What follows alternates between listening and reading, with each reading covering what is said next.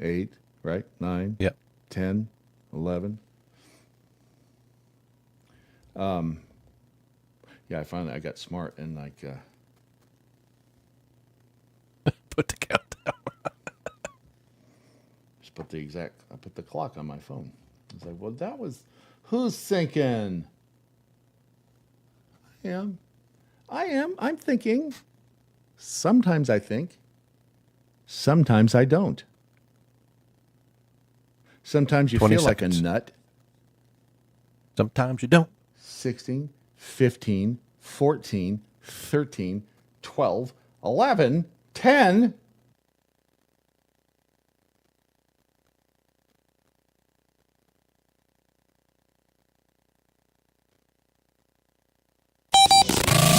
Adjust your mojo. You are about to participate in a great adventure. Now, At age, 60? He's just going to break bad? radio with an attitude. This system that we love is broken. I know that. Do not comply. Hey, mother. Welcome to another 2 hours of common sense That liberty and justice for all is a myth. and erratic behavior. You want to, but you can't. And when you do, you wish you didn't. This is your Daily Mojo. As we continue, LOL, live on location, a throwback to the 80s. The Daily Mojo here from the heart of Dixie. Can we True still that. call it that? Yeah. Is it still the heart of Dixie, or is that now a racist term? Because probably. the Dixie Chicks are now the Chicks. Yeah.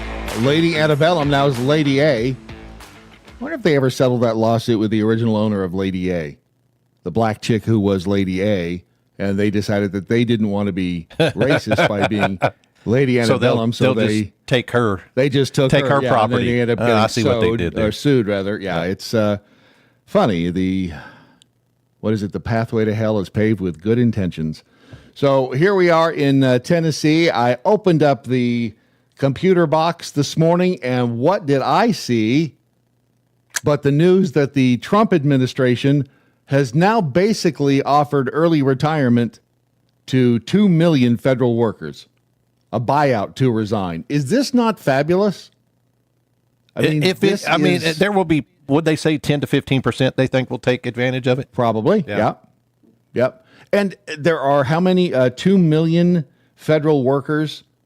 So but this is what we've said numerous times here, is that the federal government, being the largest employer in the United States, which is ridiculous that we have that many government employees. And are there some good government employees? Of course there are. The majority? I don't know. We are all used to dealing and interacting with the DMV. Not the best of times, right?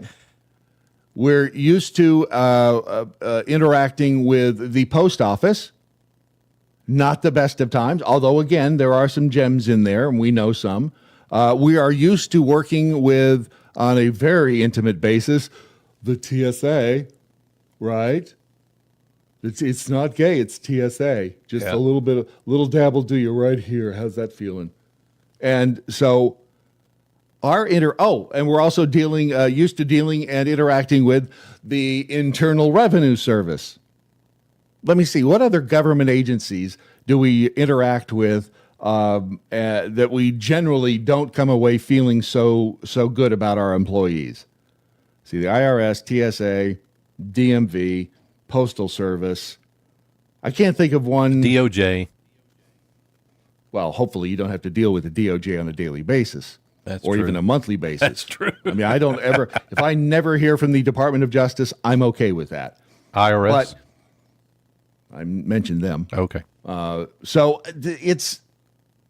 we have a bunch of employees who I would venture to guess that a majority, more than 50% probably should go. Is that fair? Or is that I am biased, but that's probably a fair assessment, isn't it? Probably. Yeah.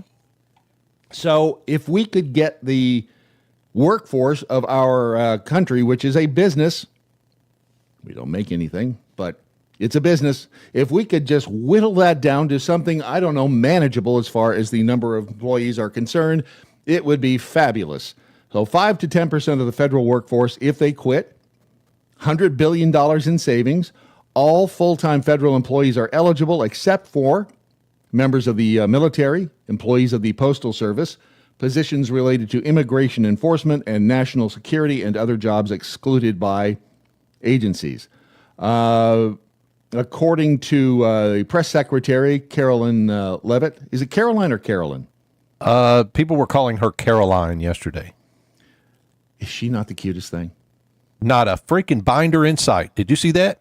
Nope. Awesome. She is, I don't know how she does it. I don't know how she remembers all that stuff in that head. Misty, But, all Misty could do was complain about her lips. She needs to fix her lipstick. I'm like, honey, that's the least of our worries. Trust me. Yep. I didn't even know she was wearing lipstick. American taxpayers pay for the salaries of federal government employees and therefore deserve employees working on their behalf who actually show up to work in our wonderful federal buildings, also paid for by taxpayers, according to White House Press Secretary Carolyn Levitt. If they don't want to work in the office and contribute to making America great again, then they are free to choose a different line of work. And the Trump administration will provide a very generous payout of 8 months. 8 months Good. pay and benefits for That is, yeah, that's quite good. I mean, I'm not going to say that's better than what Cumulus would give you, but it's better than what Cumulus would give you. Can you edit that part out? Yeah, I will. Okay, good. I don't want that to go out over the air. Oh, by the way, this story is at NBCnews.com.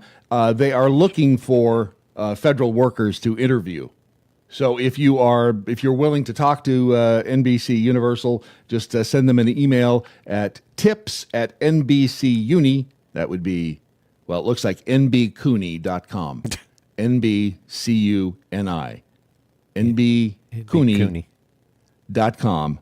And they'll talk to you. So the offer went out through a new system that is going to freak you the hell out. If you're listening in your car this morning, if you're driving, You might pull over. might want to pull over. Yep. If you're in the office, I would recommend sitting down, because when you hear how the Trump administration sent out this notice, you're going to be not only shocked, you could faint. You could lose consciousness. You will definitely be pissed off, because I cannot believe the audacity of The federal government. I mean, it's the felon in charge. Let's just refer to him Okay. as what he is, the felon in in chief. charge. The felon in chief. The FIC. He sent out, how dare he, a mass email. That son of a... I wish I'd have had that. Dun, dun, dun. I know, me too. It played in my head.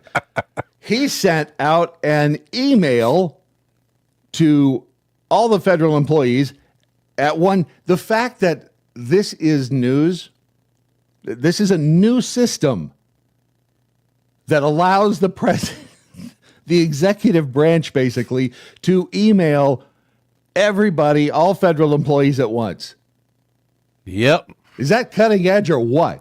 Well, it certainly That is- pissed off some people. We've only been able to do that in the private sector, what now, for 20 years? Yeah, probably. So, yeah, I mean, it's shocking, and I know it's the email included a draft resignation letter for them to review. If a person wishes to resign, they will be able to reply with the word, anybody? Bueller? Resign. Ding, ding, ding, ding, ding. Yeah. Hold on. Maybe. So if that, well, That's you're the gonna winter bell. break that bulb. So you're saying if I hit reply, just put the word resign in. Yep. Maybe fill out that form. Yep. I'm And getting reply paid for with 8 the word months to go look for resign, another job. And there you go. Yeah. Now, this, as Ron said, this has absolutely pissed off some people to the point in the federal government. I don't know what percentage What the this is, hell? but at least 2 federal workers have filed a lawsuit to stop the federal government's HR office from emailing all civilian federal staff at once. Because that is horrific. I mean, This has got to be. This has got Saying to it violate violates some sort of privacy international rules? policy. Yeah. What did they put everybody in the CC column? All 2.5 million people. Now you can see everybody's email addresses. Is that where the privacy rules are violated? That wouldn't surprise me because you know how generally it's all blind and you can't see that. That's correct. Excuse me, email address impaired. You can't see that in most emails that go out. Kind of like in texts. I've gotten more people's phone numbers in a text just because People you didn't know. People I didn't know, but now I have their phone number. So the Office of Personnel Management, OPM, again, not to be confused with OPP, is testing the system to send these emails to roughly 2.3 million federal employees from a single email address, according to the agency's website. The new feature, that just boggles my mind that they've not been able to do that by now. I don't know why it boggles my mind, because it's government. You'd be probably amazed, as would I, to see how ass backwards things are done in federal government buildings. I mean, the buildings themselves are beautiful.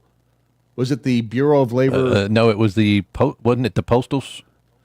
No, because the Bureau of Labor, Office, and that's the one we passed where we were walking down the sidewalk with all the tents. Yeah, permanently affixed to the sidewalk. Here's a thought real quick. When they make a change like this to an administration, do you think that they just go in and completely clean out all of the IT departments and all in like the department, like the web developers and the IT and all that? Or do they let those transfer from administration to administration? I would think that's dangerous. Oh, I'll bet they're part of, for lack of a better term, the deep state. Yeah, I would bet they stay there at least permanently. all management is swapped out. I would, yeah. Yeah. I would say it might be time. Let me think about this. I don't think I'm being mean. I say it might be time to just turn over a fresh crop of individuals in every position. Maybe. Right? Yeah. Well, this is a job that it's going to take you. What job do we have in the federal government? And I'm sure there are some that is so complicated and complex that we couldn't just put a new person in there. I mean, if they're right now going, whoa, this new feature allows us to send out a mass email from one emailer, if that's their idea of cutting edge technology within the federal government, then I'm thinking, what job could there possibly be up there that is so complex, so intellectually challenging that you don't want to fire that. They've been here for 20 years and they know how to do it, and no one else can know how to do it. Yeah. Can there? I'm sure they'll argue that there are some, but should there be in government? I mean, I don't think it should be so complex that most of us couldn't figure out the gig. The workers that have sued argued that the OPM must first review how the system collects and stores that personal information about the government employees, and this complaint was filed in the U.S. District Court for the District of Columbia. Of course it was. The comments on this particular post are was this Liberty Bell? Imagine being so clueless and scared of an email from the CEO. That's what the president is, literally the chief executive officer of the United States. Imagine being that scared of an email from the big guy. And then Texas Yankee, tell me you've never worked in the private sector without telling me you've never worked in the private sector. Distribution lists have been a thing for a long time. Peak bureaucracy. People are amazed that this is, I mean, again, I think we'd be surprised at the level of incompetence and just overall mismanagement in the government. Jonathan's like, OMFG. He can't believe it. Giving a 78-year-old the power of CCing millions of people, worse than him having the nuclear football. From your most beautiful president to Elon, cc.gov. Hey, Elon, check this funny meme. People are genuinely dumbfounded about this.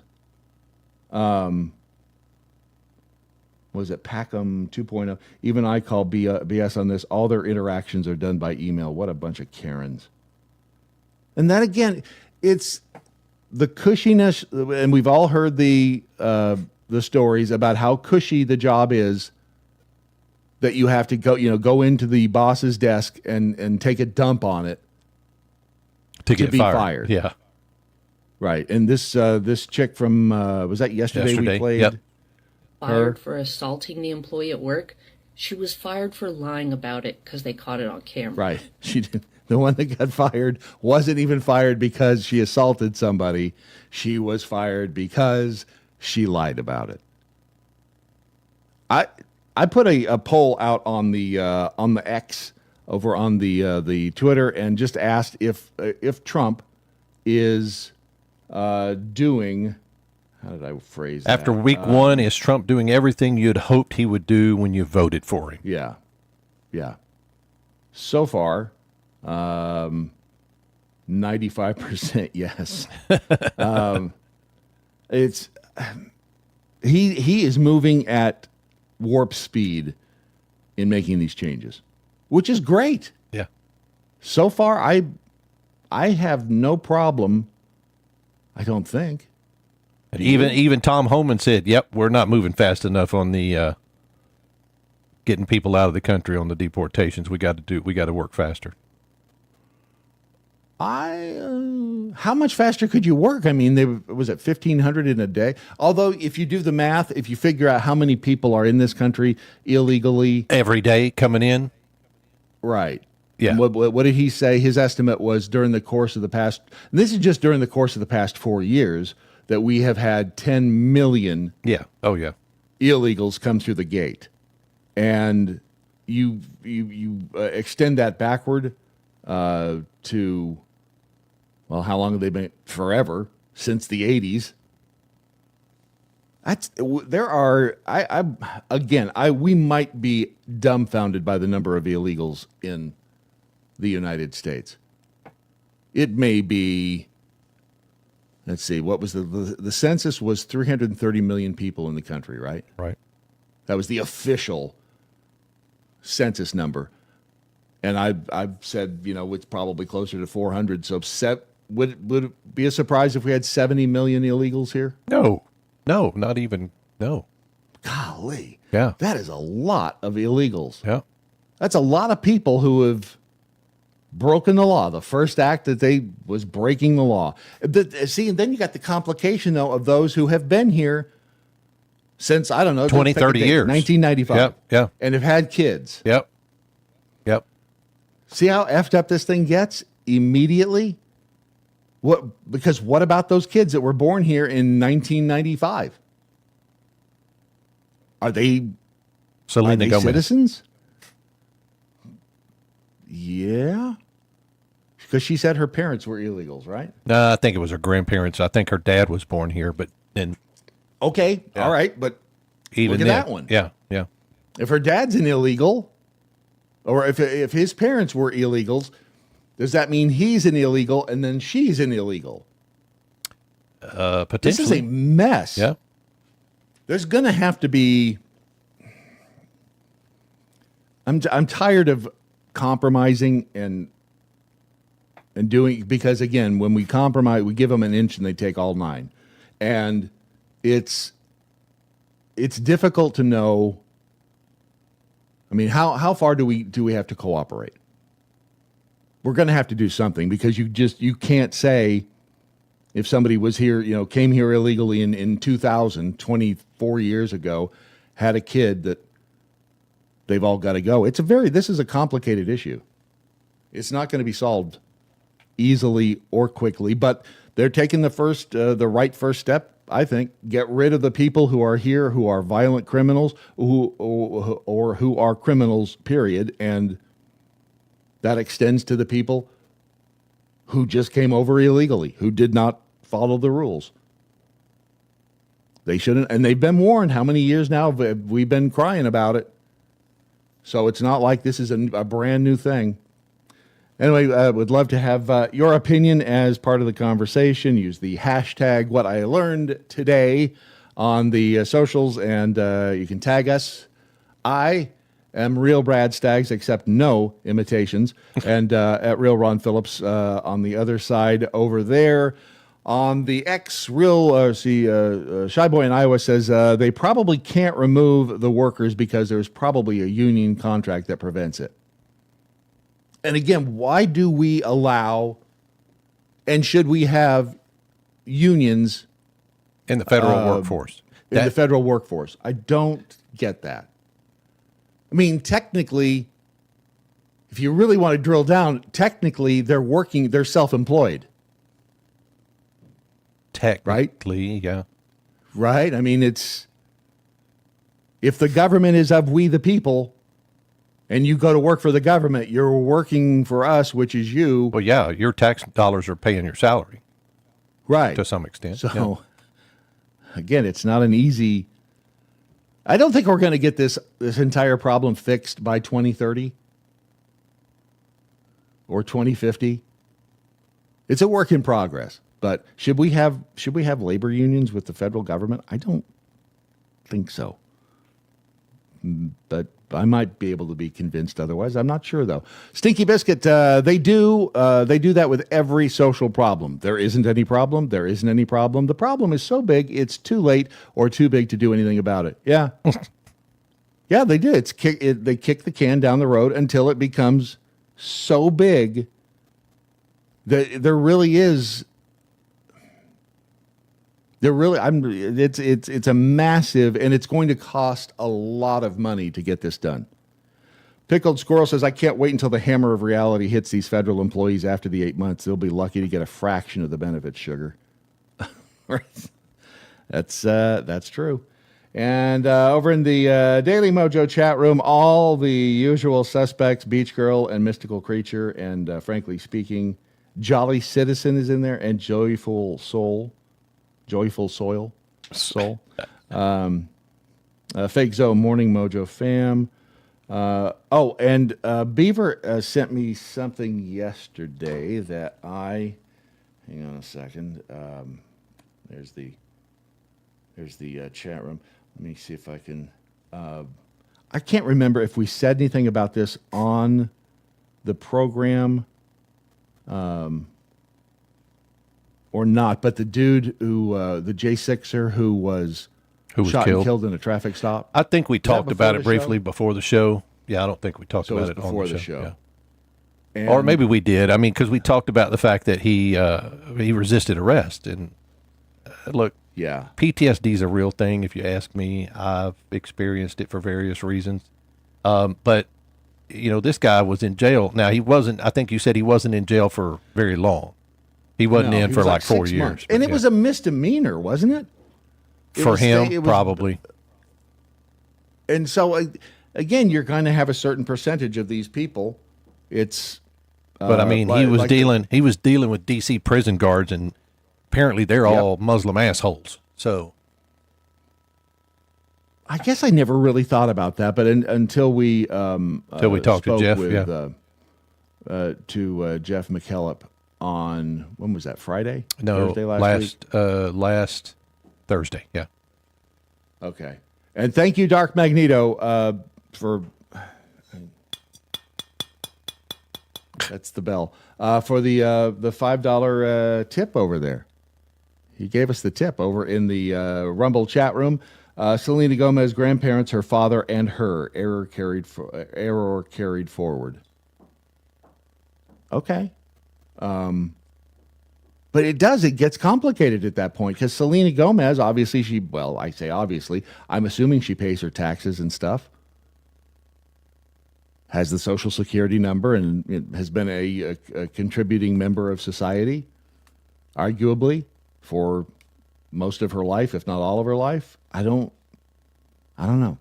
The bulb, by the way, I brought the bulb in here for a reason because Beth Enot's dad, who, as you know, most of you know that he passed away back in December, and part of the reason that we're here in the great state of Tennessee is to get things cleaned up and stuff like that, and I've been going through some of the, just kind of cleaning out the workrooms and the storage rooms at the house. He had a habit of labeling stuff. And when you see how he labeled this light bulb, I'm trying to I think probably what it was coming from the Depression era. Just after that, grown up in that time period, you valued resources probably more than we do today. It's a disposable society. Yeah. But you never knew when you were going to be able to, get things like light bulbs. So when you see what he wrote on this one, it gave me a chuckle. We'll get to that in a second. First, though, remember preparewithmojo50.com, the sponsor of this portion of the program. I did actually find where he had stored some survival food. Oh, really? Okay. Yep. That was behind a lot of clothes in one of the closets.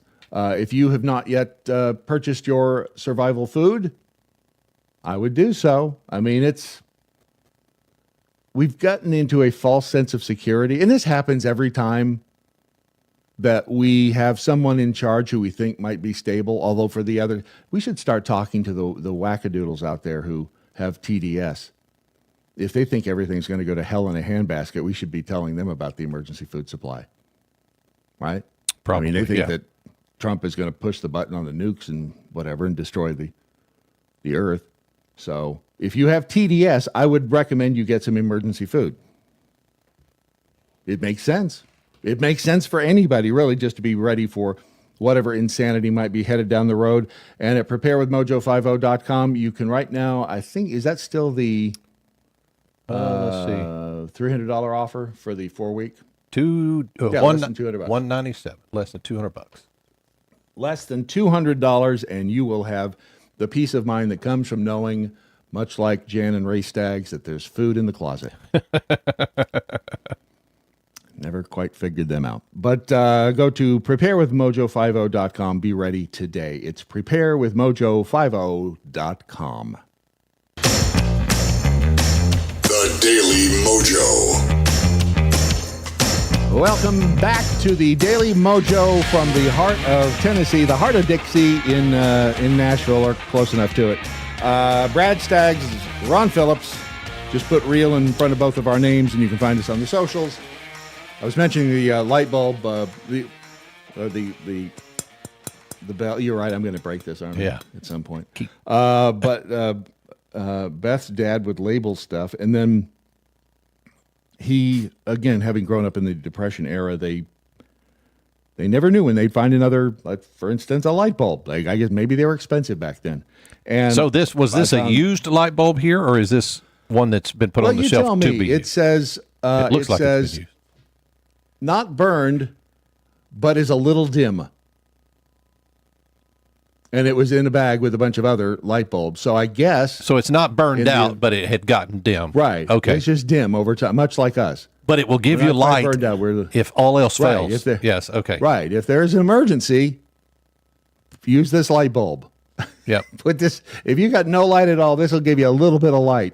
But a lot of them were burned out. This is for the den, which I guess was just so. Okay, if you the den ceiling lights, you couldn't get to them, you'd need a ladder. So instead of going, I wonder what kind of bulb that is, you'd go over to the bag of burned out bulbs and look for the one that said, this is for the den. This one's burned out. Don't use this one.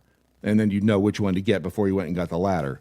But everything is labeled, including the coffee maker that was sitting upon the shelf in the laundry room that said, I think it had been there for 5 or 6 years.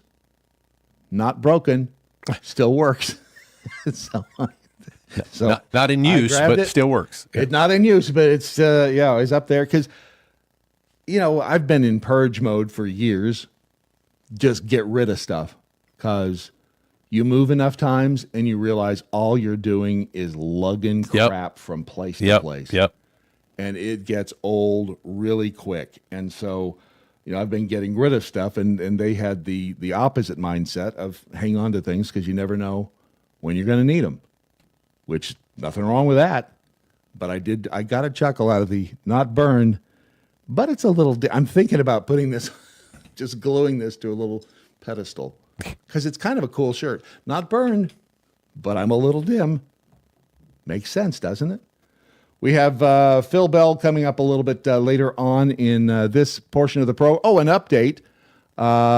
Thank you to, who was it that sent me the note over on the app, the Daily MoJo app. If you have not yet downloaded the app, please do so. You can do that at thedailymojo.com. This was... Oh, and Tim, I'll just say Tim B because I don't want to butcher his name. Tim B, he lives up in Idaho. No way. Remember the Skyquakes? I do, yeah. Okay, so the Skyquakes, which I found fascinating for a number of reasons, much like the New Jersey drones, but this goes all the way back to March 5th, 2019. There was this is a post over at kmvt.com, which is a local TV station there. And this was been a mystery here in the This was the explanation back in 2019, or the lack of an explanation in 2019. Magic Valley continued to be just that late last night across the region. Here at KMBT, we received reports from residents stretching across the valley of hearing a loud booming sound or what sounded like a bomb dropping and felt like an earthquake.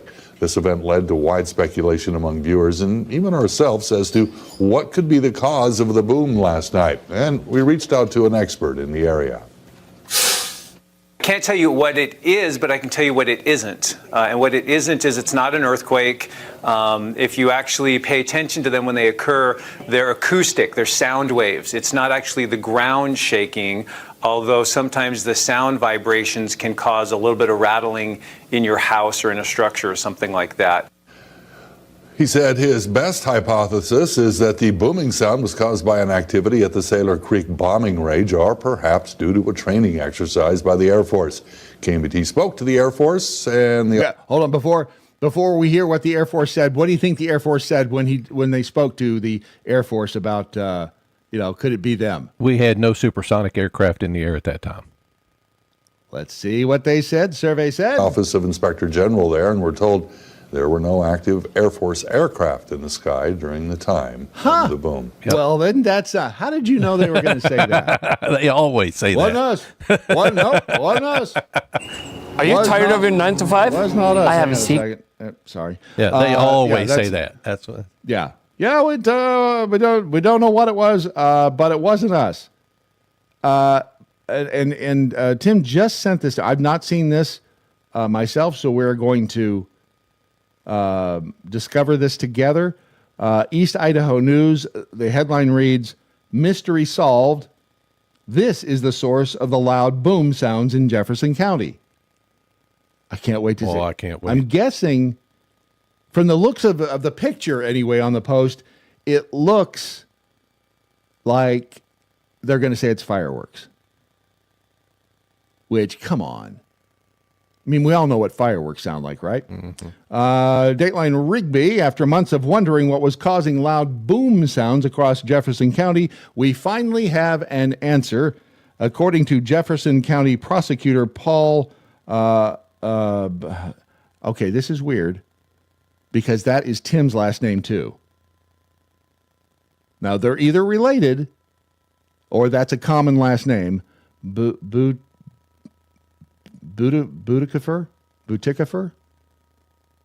I'm Butikofer. Butikofer. Anyway, we'll just call him Prosecutor Paul. He said the sounds were caused by local miners, OR, who were allegedly setting off explosions. December 27th, the Jefferson County Sheriff's deputy patrolling when he saw a large explosion and fireball erupt in the sky. According to a news release from the prosecutor's office, the deputy went toward the area and identified 5 minors.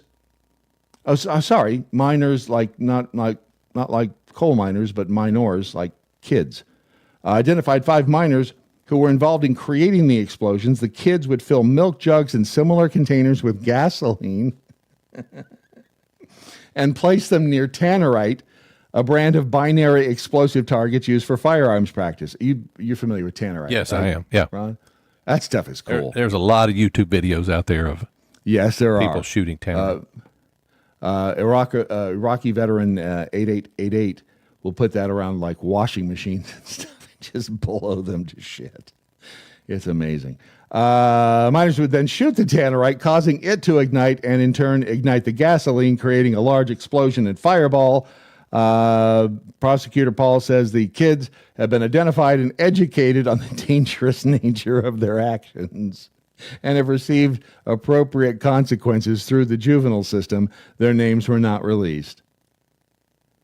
Now, if I wasn't as old as I am now, and I lived in Idaho, that probably would have had my name somewhere in the story.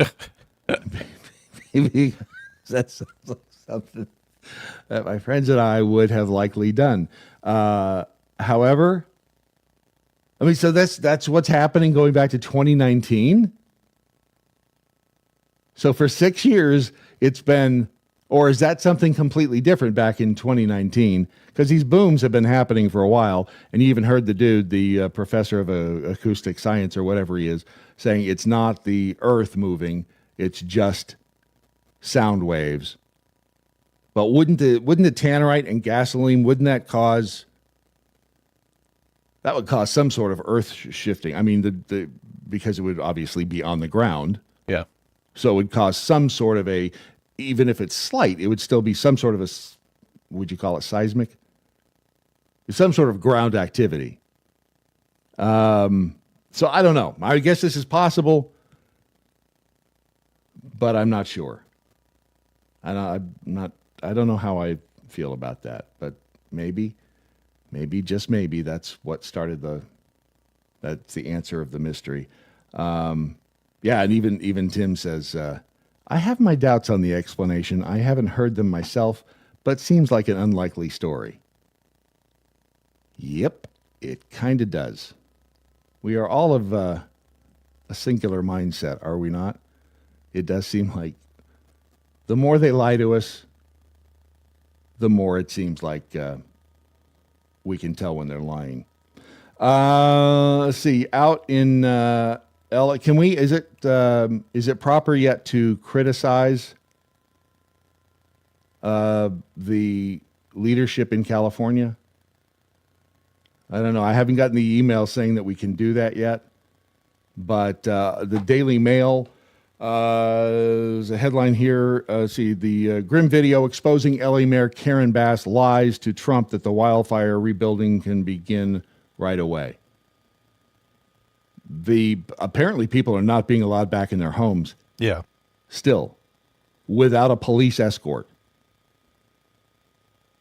And despite the city's mayor claiming last week that rebuilding could begin right away, Dave Harvelitz is a resident from Pacific Palisades. And Pacific Palisades, man, they just got hammered.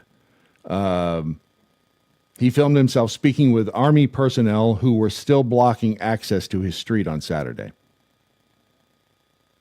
Should they be able to do that? What, block access to your property? Yeah. If you've got a license, your driver, if you've got identification showing that was my Here's house the thing. right over there. It's the same as the government requiring 6 feet between you during the COVID stuff. It's Right. it's their supposed safety mandate. You know, there are chemicals, isn't that what she said? There were chemicals. They've got to make it safe for everybody to get back to their properties, or something stupid like that. Let's see. According to the official interactive maps, the ongoing Palisades fire has likely obliterated the California businessman's $4 million 4-bedroom, 3-bath property. but he's still not even been able he's not been granted access to see it. He says, I haven't been able to get to the house since January 7th. That's 3 weeks. President Trump said we could go now. What's going on? Although I'm not sure that the President of the United States technically has jurisdiction over I guess in a broad sense. Yeah. He said, I'm not too sure, sir. The soldier replied, unfortunately, with us, we play by ear. With LAPD, they talk to our command, and then our command tells us what LAPD says. And this guy in the video, he wants more answers. And the soldier ends up telling him he needs a police escort, a process which could take several hours to get to. It said it's your house. It's burned down. Is it dangerous in that neighborhood now? I mean, what's left to burn? What's the danger? You're going to fall into a hole? And if you live there and you put a sign up, bypassing this point, you know you're entering a dangerous area. Yep. Although I don't know who the hell you're going to sue anyway. The city, the fire department. But for crying out loud, let these people get back to their homes, and at least, because we're dealing with a limited number of people, right, in those neighborhoods, and not everybody is going to want to is going to want to get onto their property. And even if they did, we're talking about a few hundred people. Yeah. Let them through. Let them get to their property. When pressed by residents about what they could start rebuilding or when they could start rebuilding, the mayor said the city was doing everything they could, slashing regulations, expediting everything so that people can begin the process right away, according to the New York Post. That's the same thing that happened in Maui. And after, 18 months, what did we find out? That they've rebuilt out of something like 2,000 structures. They've been able to rebuild 3. That's bureaucracy for you. Once again, it is time to turn our attention to our D.C. correspondent and his trusty sidekick, Big Mike. Not that Big Mike, the other Big Mike. Phil Bell and his morning update. This is Phil Bell on the Daily MoJo with your morning update. You're probably getting tired of me saying how great a job President Trump is doing. Well, too bad, because it's going to continue for 4 more years. And the next great thing that President Trump has done is started the conversation to abolish the biggest evil in America today, which is the income tax. Now, I want you to think about this. When you go to the store, or you go to buy a car, or you go to buy a house, you have to pay a price. And those prices are computed based on the average incomes that we earn in our respective areas. That means that we end up having to pay based on the gross income we earn, not the income we get after the government taxes us to death. And that's one of the reasons we always find ourselves maxing out our credit cards, not because we're going to take long vacations or buy new clothes, but simply to stay afloat, be able to eat, and stay in our homes. It's unacceptable, it's unfair, and they knew this would be a problem when the income tax was created in the first place. So, what President Trump is proposing to abolish the income tax and use tariffs to fund our country is the way to go. Because that way, when you spend money and you get something for it, only then does the federal government have an opportunity to put its hand in the till. And after all, when you consider how little the federal government actually does for us, it is entirely insane that they get to take their cut off the top of our hard labor. Now, the onus is on Republicans in Congress to get off their rear ends and make sure this part of President Trump's vision, and the rest of it too, becomes a reality by the time he leaves the White House at the end of his second term. So what I want you to do is leave a comment below this video. Let us know what you think of the idea of abolishing the income tax and using tariffs to fund the government in its place. What I also want you to do is download the Daily MoJo smartphone app and enable notifications. That way you'll be up to date on the latest craziness and good stuff coming out of Washington, D.C., and you'll know how to share it with others. We'll see you down the line, and thanks for choosing the Daily MoJo. You're listening to the Lunatic Fringe of American radio, the Daily MoJo. Straight from the lunatic heartland of America this week, the Daily MoJo coming to you live on location.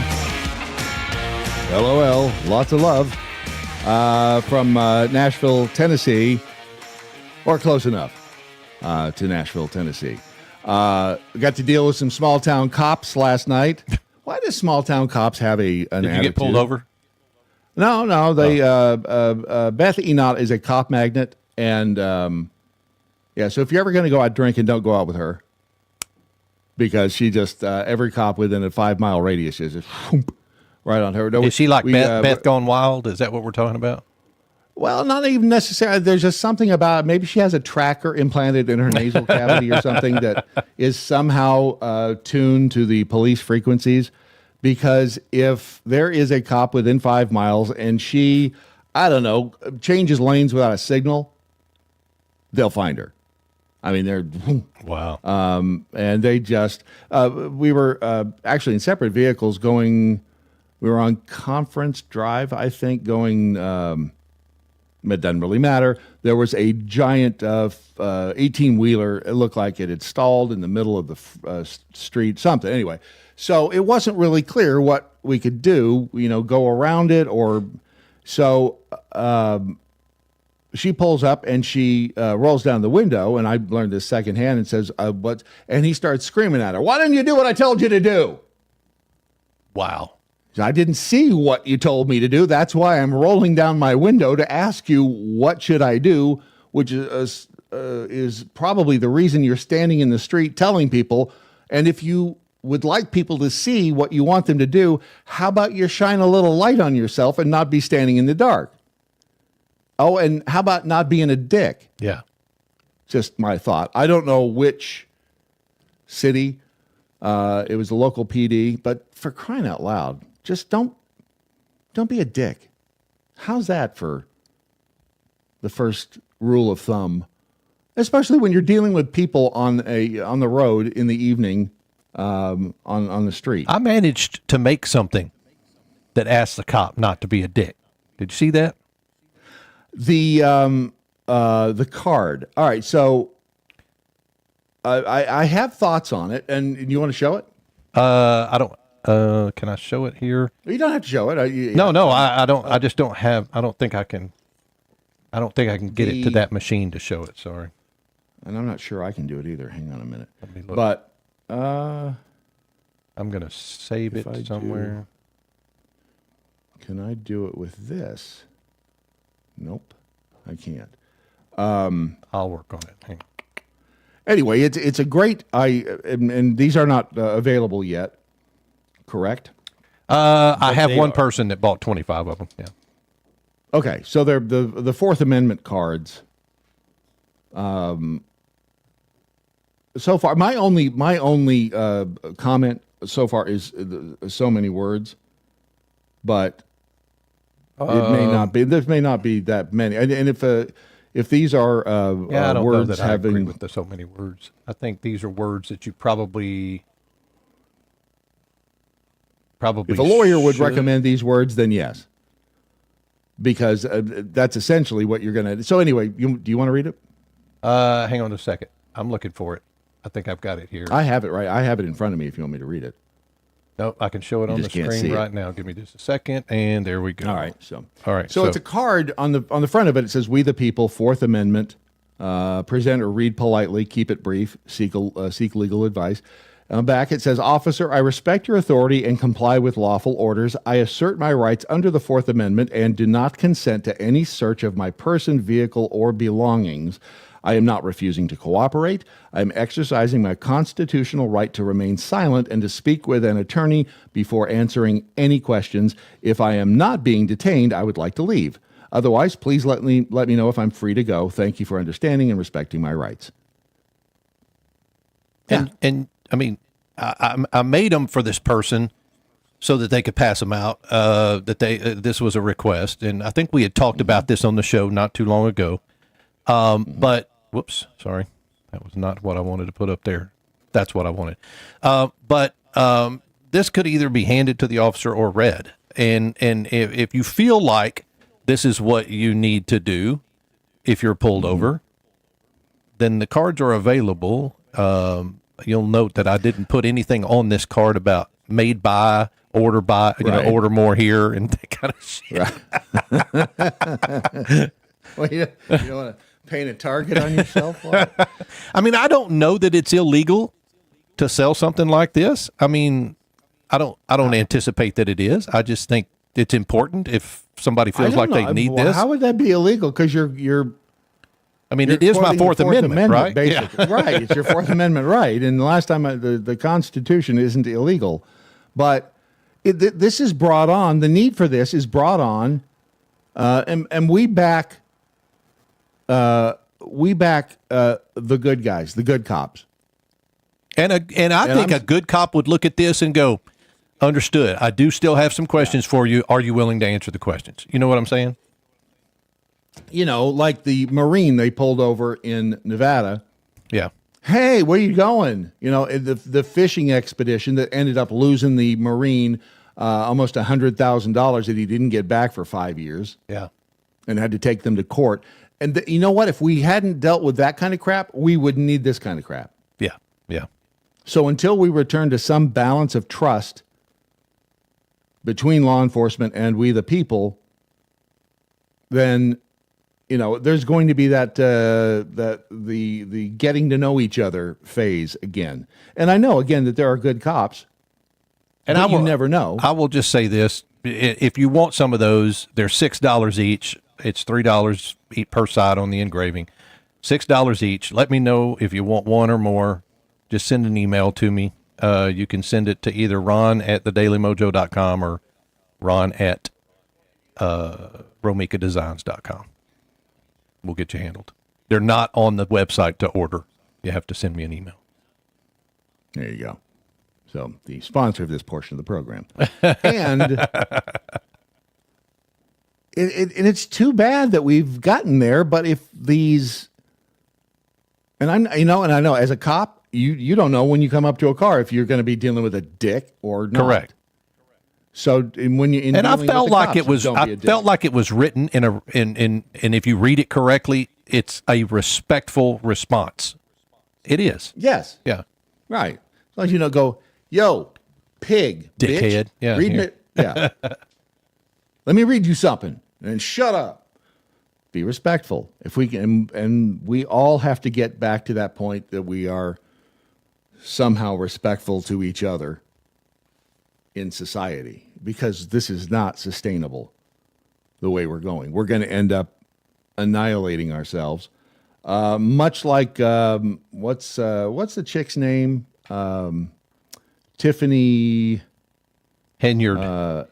Henyard, the mayor of the town that is just, she's the one who has been taking trips with her boyfriend and charging it back to the town, and hired him as her security, and has been spending all of the townspeople's money, and they got into a bit of a scuffle.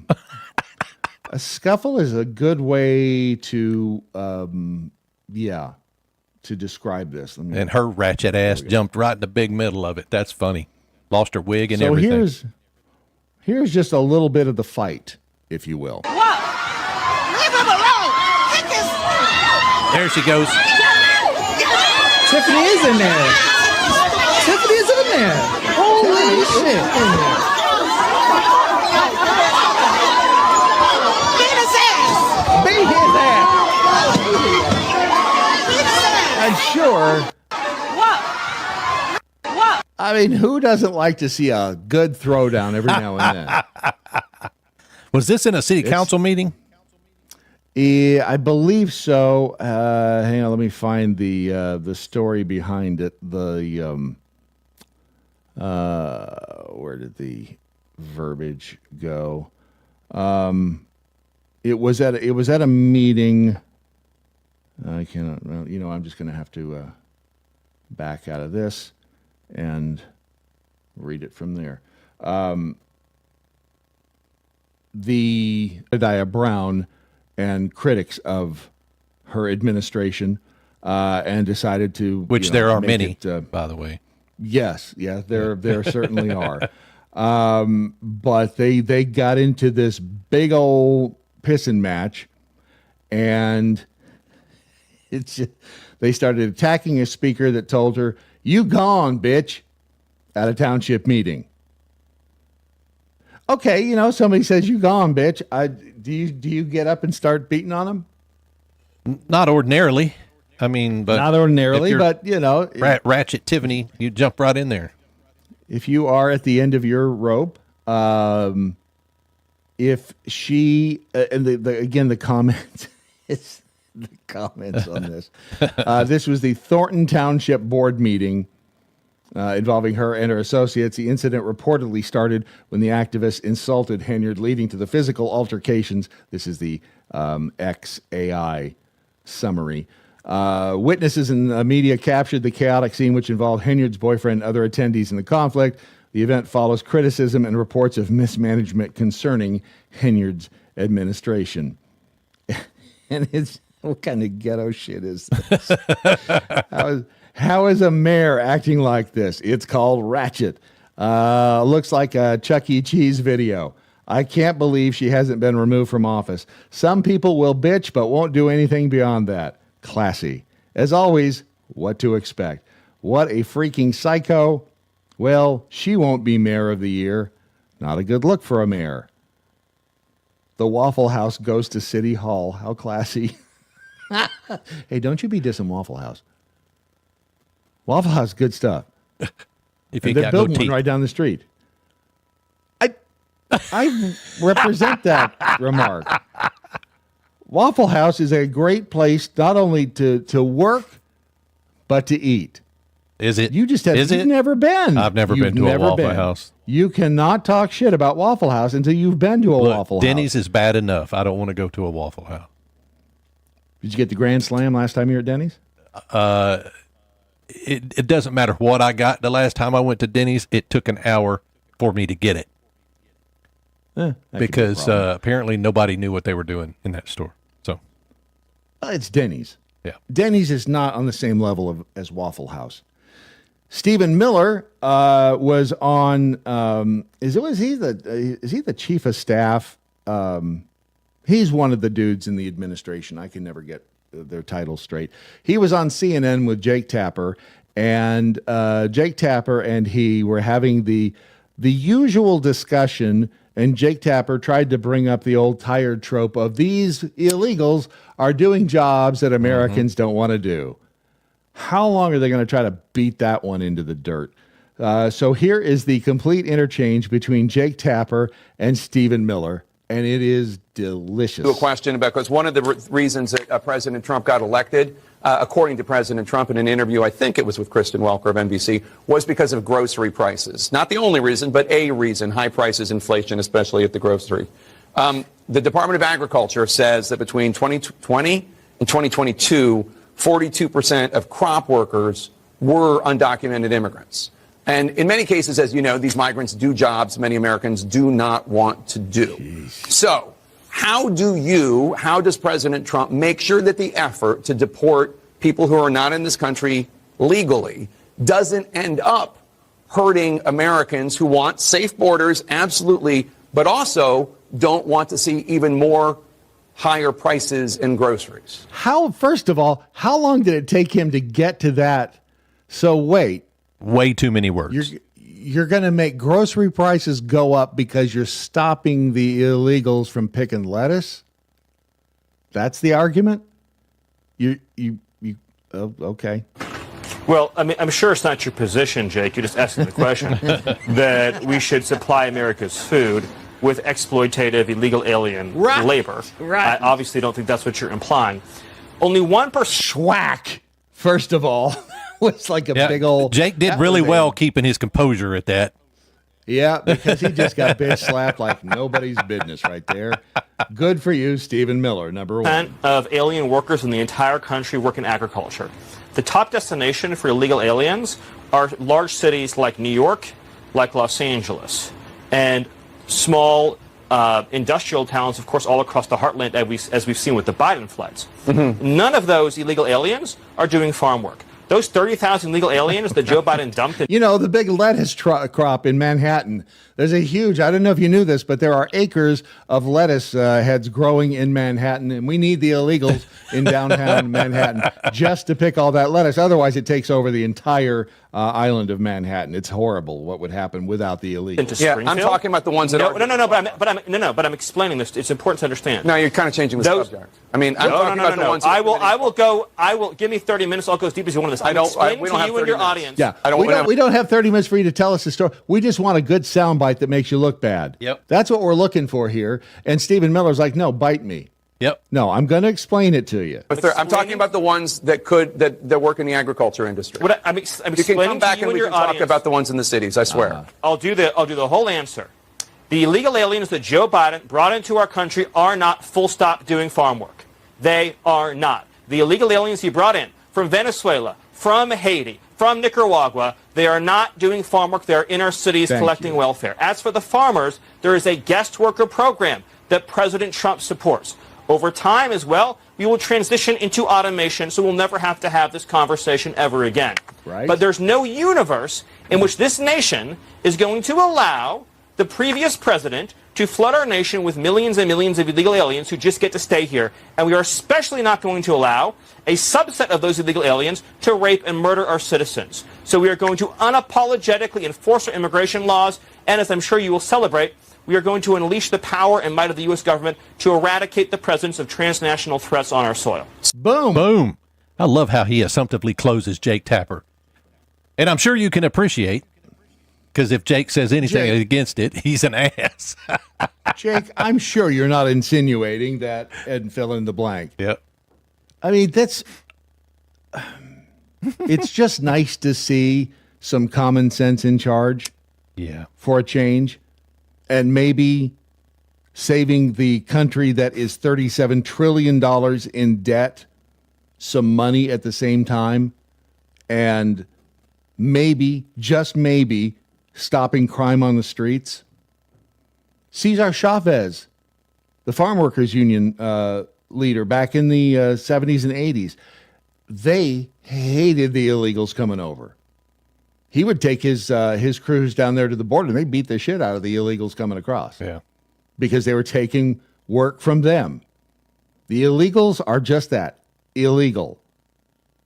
And we're either going to enforce the rule of law or we're not going to enforce it. And we've seen what happens when you don't enforce it. Everything goes to shit in a handbasket. And it's time that we start getting things cleaned up. And that's what they're doing over at Dogie. We'll get to that. And the beautiful and talented, what's her name? Is it Catherine? What's her name? Levitt. What's her first name? Caroline? Is it, you mean? Caroline. Yeah. Sorry. And you told me it was either Caroline or Carolyn. And what did you say it was? Caroline. Caroline. Hard on. Levitt. The yes, indeed. Me too. We'll do that coming up next here on your Daily Mojo. If you're offended, you're listening wrong. The Daily Mojo. All right, let's have a look-see over here on the X for the clock tower. The only thing I want something done about that hasn't happened is that I want a new investigation done on 9/11. Hang on a second. It decided to update in the middle of that, and where the hell did it go? 9/11, and find out what government officials or anyone who was involved getting that to happen. Agreed. Yeah. I think maybe we'll see that under Trump this time, Trump 2.0. I feel like there's probably not as much worry about releasing the JFK files as there would be about releasing files on 9/11. Right. We'll see. We'll see what happens. Dr.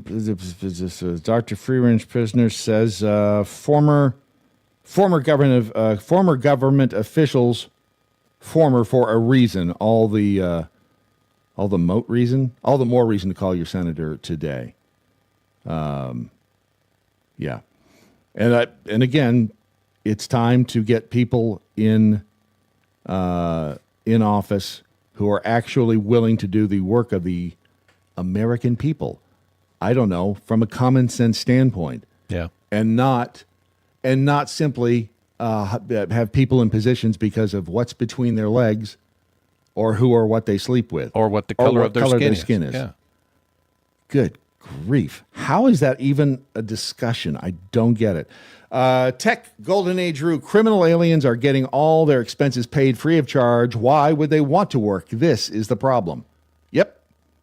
And again, contributing to that $37 trillion deficit. Let's see here. This is one of the sound bites from the press conference yesterday, which was actually really good. It was a really good press conference. It was her first one. Correct. Yep.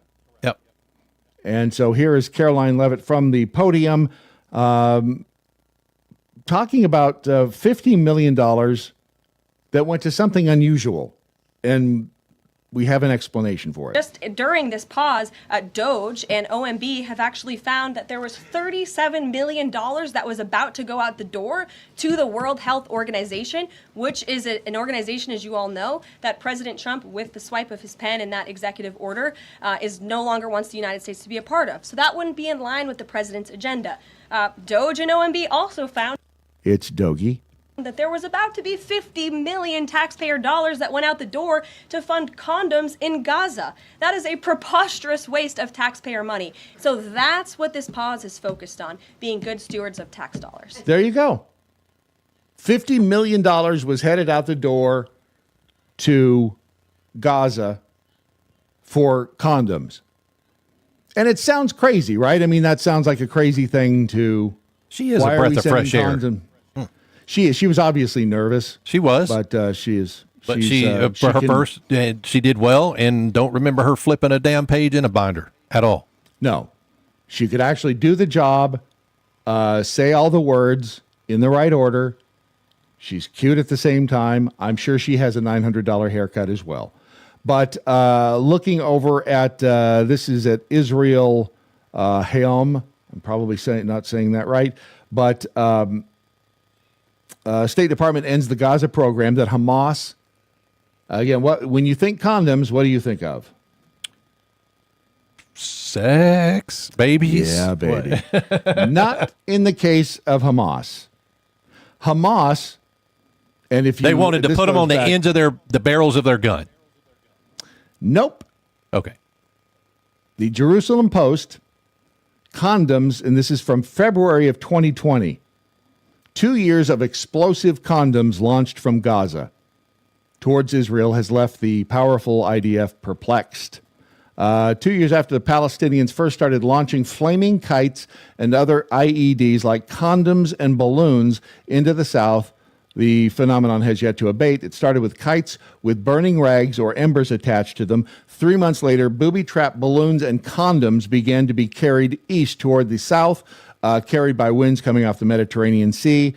The use of kites, popular Middle Eastern pastime, seems to have disappeared. Scores of balloons and condoms with explosive devices attached to them continue to land in schoolyards, agricultural fields, and highways. Interesting. Yeah, and remember when the Israelis were getting grief for what I thought was a brilliant plan to use pagers as explosive. Yeah, pagers and the walkie-talkies, yeah. Yeah, for all of the terrorists. The terrorists, prior to that, were using condoms. And this is actually, again, if you're trying to hide, I mean, why were we sending, think about that now, knowing what that was for, knowing what they were using condoms for, why the hell were we sending $50 million or helping send $50 million to Gaza for condoms? That sheds new light on it, does it not? I always feel like somebody is siphoning off money. We send $50 million over there, but they only need $25 million. You know what I'm saying? Big time. There's absolutely the pockets are being lined. We were arming Hamas by doing that, which is again, it doesn't sound like it because it becomes one of those stories like, that's crazy. We're sending condoms over to Gaza and no one knows that. Well, the real reason was they were using them as weapons. I mean, there's even pictures right there in. Can you see that? Yep. Yeah. So we know that's what they were doing, and we've known that that's what they were doing for 5 years. And there was still money earmarked for condoms in Gaza. Whose side? Remember when Trump said that he would have and maybe they're working. I'm sure they're working on it. But these crazy, and are we ever going to stop the war in wars with Israel when they are being attacked by terrorists? Biblically speaking, it's going to go on forever and ever until we're done.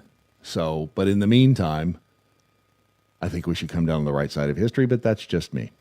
Also, speaking of the military, the Pentagon has pulled the we talked about this before the program, before the show, not during. Well, General Mark Milley's security detail has been yanked immediately. His clearance has been yanked.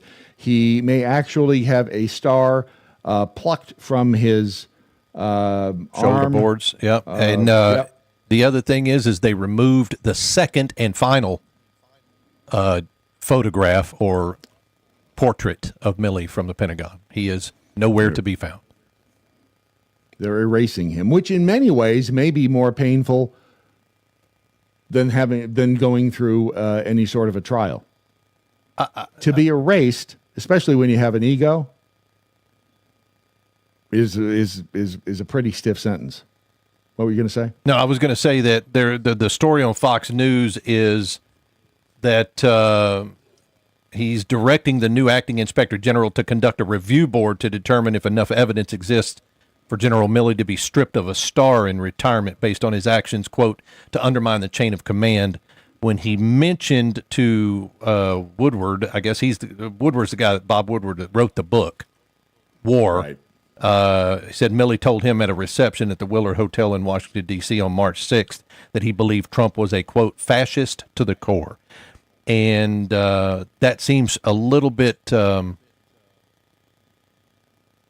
insurrectionist-y to me. I don't know if that's the word I'm looking at, but at the very treasonous, let's say. At the very least, that seems it would be to diss your. He also said that Milley, former commander-in-chief at that point, quote, shared with me his worries about Trump's mental stability and control of nuclear weapons. So, I mean, there is that. I hope the IG finds something. I do. I hope. Because, I mean, look, if it shouldn't be tough. No, I mean, if your legacy is that you screwed over your boss, right? And then lost or got a demotion in retirement, of all things, you're an idiot. So, have we seen anything? I'm trying to think if we've seen, because we saw all kinds of examples of Joe Biden and his cognitive decline / disability, his inability to be able to put together a cohesive sentence, his inability to do basic tasks. He was like barely call able on to reporters. read what people put in front of him. Yeah. His inability to find his way off of a stage, his wandering, his shuffling. I mean, we saw it on full display for years, and we know the press covered up for him. We know that the government machine covered up for him until they were done with him, and then they turned on him like a rabid dog. have we seen any example, and I want to be intellectually honest about this, of Trump being incoherent, being cognitively impaired? I can't think of a time. I mean, he said some outlandish things. There's no doubt about that. But has he behaved in any way that made you think, oh God, he's losing it? No, 'Cause I can't think of a video clip or an audio clip that I've ever heard. Trump likes to hear himself talk, and he likes to rabbit trail and rumble and ramble. So that's not cognitive decline to me. I mean, I remember at the beginning of Trump's first term, people were talking about his speech patterns and things like this as something that was crazy.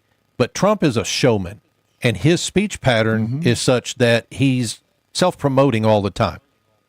We've all kind of gotten past that now. We realize you're a showman. Get out there and do your thing. Just do what we asked you to do when we put you back in office. And so far, so good. So he's not been. No, I mean, you got to think that leaders of all countries around the globe are like, well, shit. Yeah, and that's why when I see and hear people like Mark Milley talk about how he questions his cognitive ability to control the nuclear, but whatever that I've never. If he had said that about Biden, I'd be because. Well, and there's a difference between speaking. Yeah, there's a difference between deterrence by threat and actually pushing the damn button.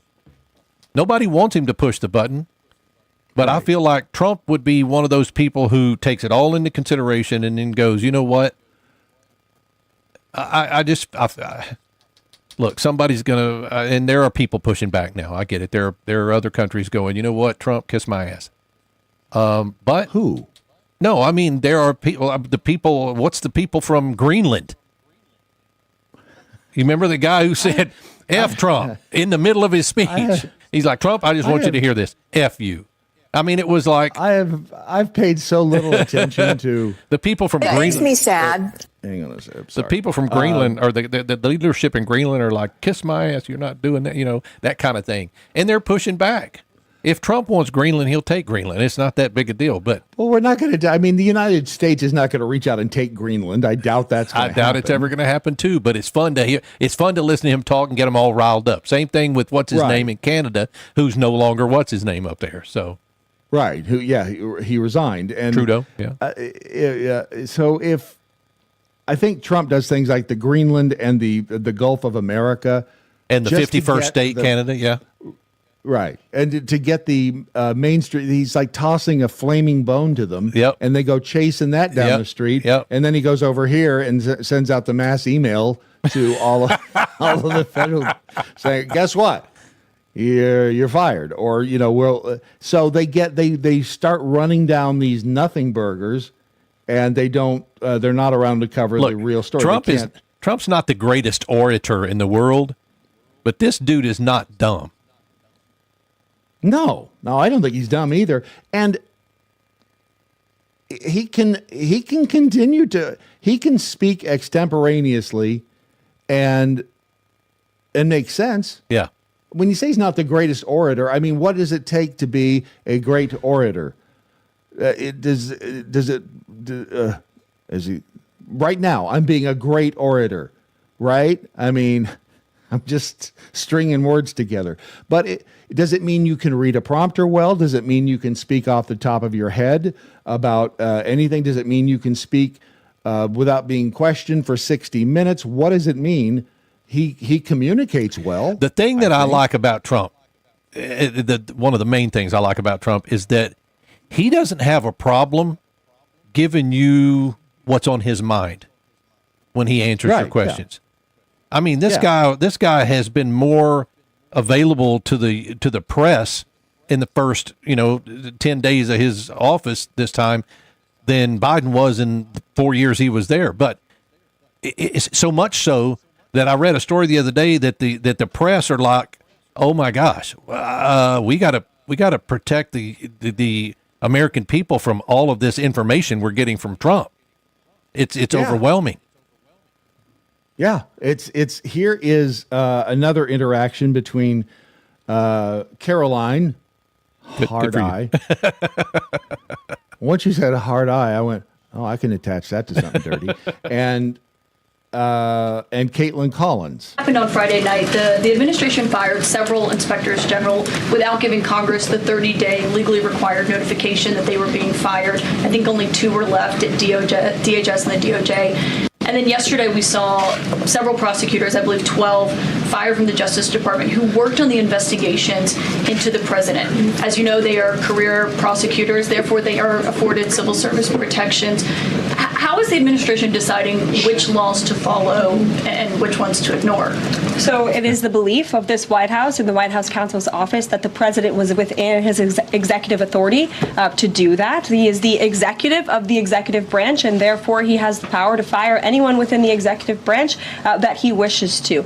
There's also a case that went before the Supreme Court in 2020, Scala Law LLC versus the Customs, Bureau Protection. Right. Pulled that out I would of her advise butt. you to look at that case, and that's the legality that this White House was resting on. So you're confident that if they bring lawsuits against you, the prosecutors who were fired, that they will succeed? We will win in court. And yes. did he personally direct this, given they worked on the classified documents investigation and the election interference investigation? This was a memo that went out by the Presidential Personnel Office, and the president is the leader of this White House. So yes. Boom. Yep. The buck stops here. She whipped that freaking SCADA versus so-and-so out. I'm like, oh, Right. She didn't even look at the book. She knew that. Is that being a great orator? Is that, I mean, she communicated well.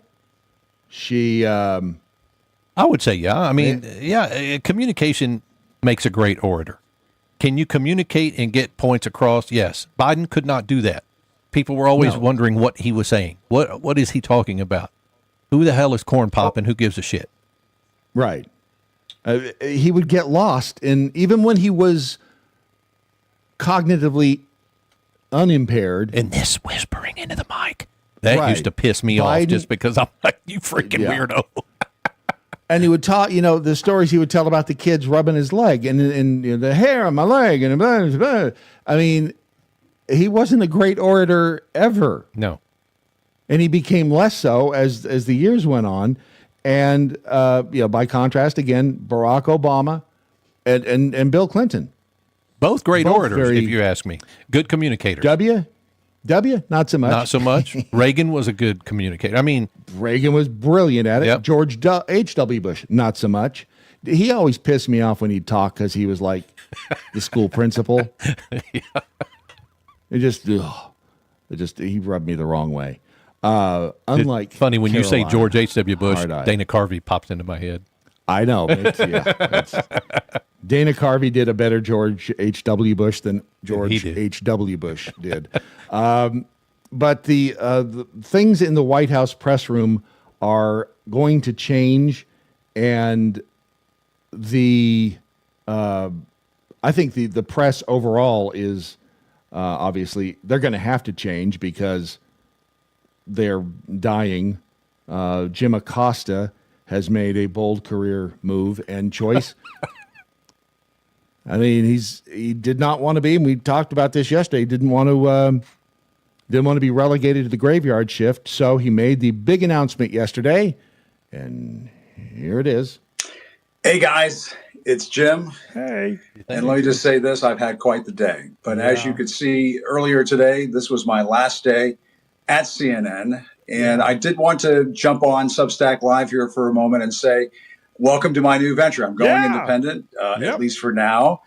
This is just the beginning, but I wanted to invite you to join me here on this platform as we talk about the day's news, talk about politics and so on. And I do want to, and just in case you missed my closing message earlier in the day, don't give in to the lies. Right. Don't give in to fear. Right.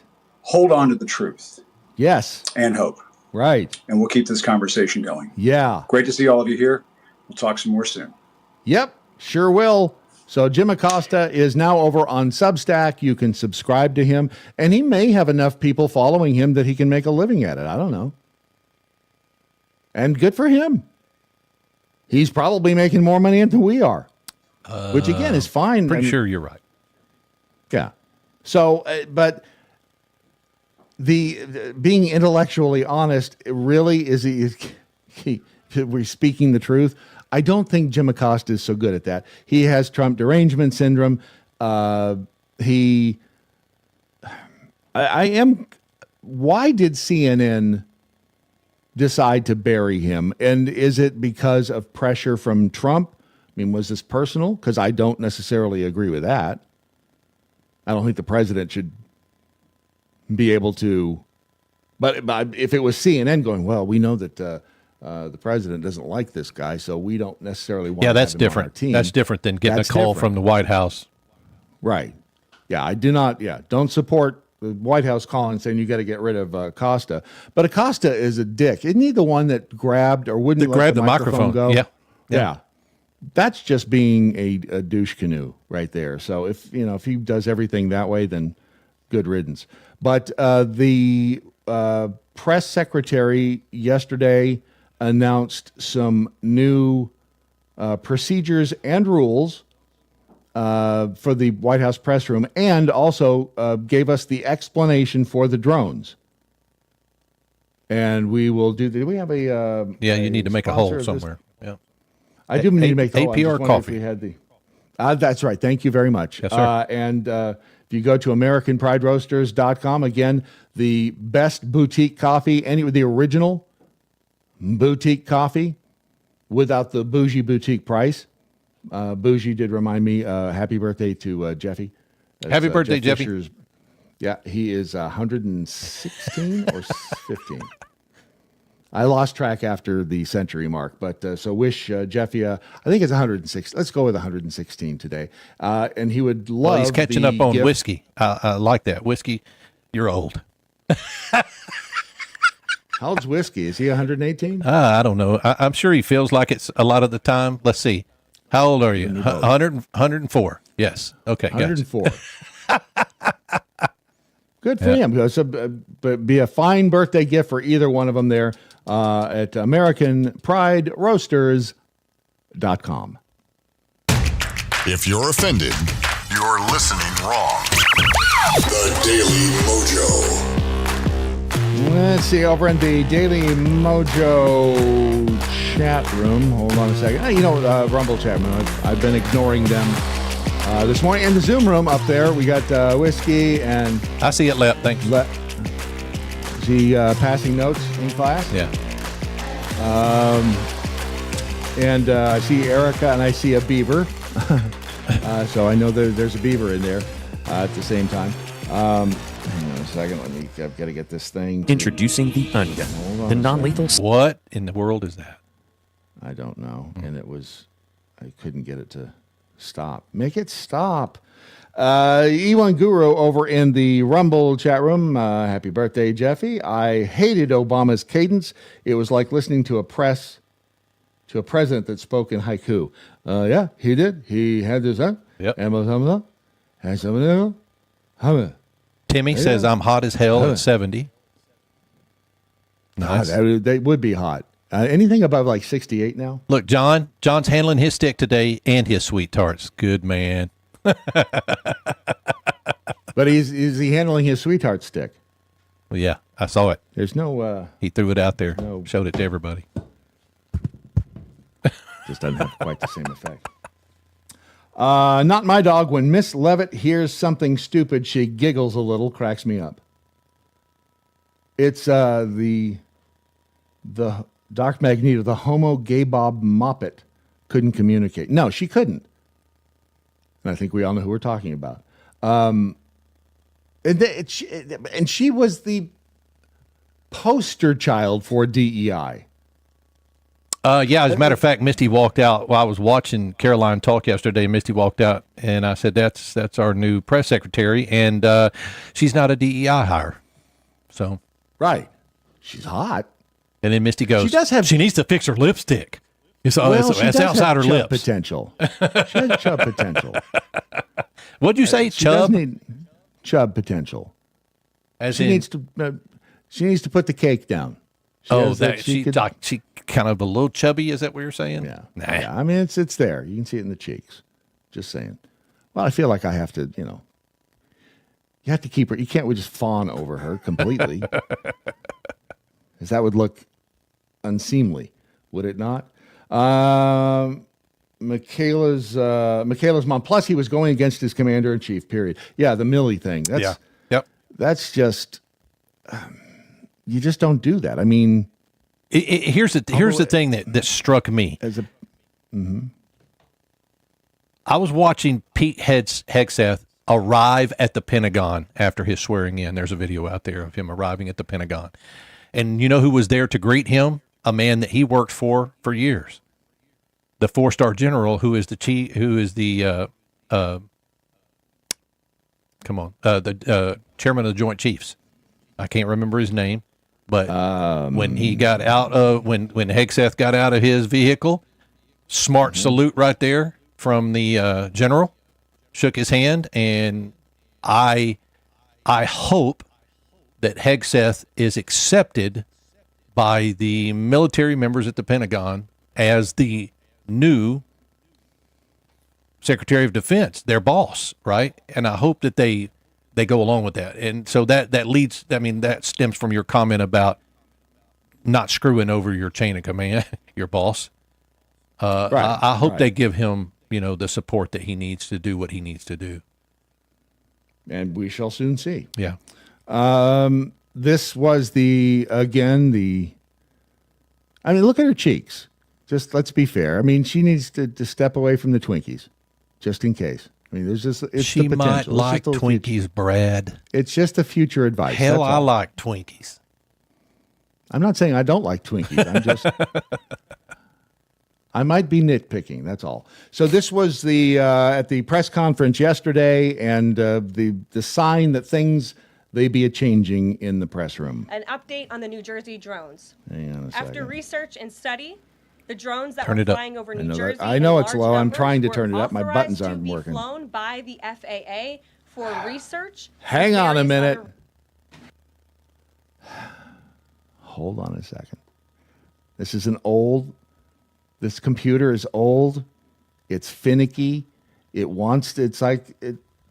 trying to it's given its best for king and country, and I'm asking it to do a lot. So, all right, we'll start that again. Again, Caroline Hard-Eye Levitt in the press room with not only the story of the drones, but also of the new rules in the press office. Update on the New Jersey drones. After research and study, the drones that were flying over New Jersey in large numbers were authorized to be flown by the FAA for research and various other reasons. Many of these drones were also hobbyists, recreational, and private individuals that enjoy flying drones. In time, it got worse due to curiosity. Well, she can't even talk. She can't even spit out a full sentence either. Again, I feel like we need to criticize her because otherwise we're just lapping all over her. But number one, the drones, which is what we said yesterday, right? Yeah. Yeah. The FAA opens the airspace back up, lifts the restrictions, and suddenly the drones are back. So we knew that they were not UFOs because they don't generally tend to follow the rules, and especially of the FFA. Yeah. FAA. Or the FAA. Yeah. And so this was it a manufactured story? She said that they were drones for experimental or investigative or something like that. Research purposes. Research. That would be interesting to find out what that was all about. But otherwise, this sounds to me like a psyop. Does it not? In this case? Maybe. Kind of has the hallmarks of it. Maybe that's the research she's speaking of. And I would imagine psyops are still a classified, not that I agree that they are classified, but if they are classified, there probably is only so much they can say at this point until the rules are changed, which I hope they are, because they shouldn't be performing psyops on the American public, but that's a different conversation. Anyway, more on the drones here. This was not the enemy. A statement from the President of the United States to start this briefing with some news. And with that, I will turn it over to questions. And we will begin with our new media members, Mike Allen from Axios, Matt Boyle from Breitbart. Mike, why don't you go ahead? Thank you very much. Caroline, does the president see anything fishy about DeepSeek, either its origins or its cost? And could China's ability to make these models quicker, cheaper, affect our thinking about expanding generation data centers, chip manufacturing? Okay, first, take a look at and if you're listening to the podcast, I encourage you to go back and watch the video. We have the behind-the-scenes view of the podium for the press secretary, who looks like she might have 6 or 7 pieces of paper up there. Yeah. So she's basically winging it. So that's refreshing.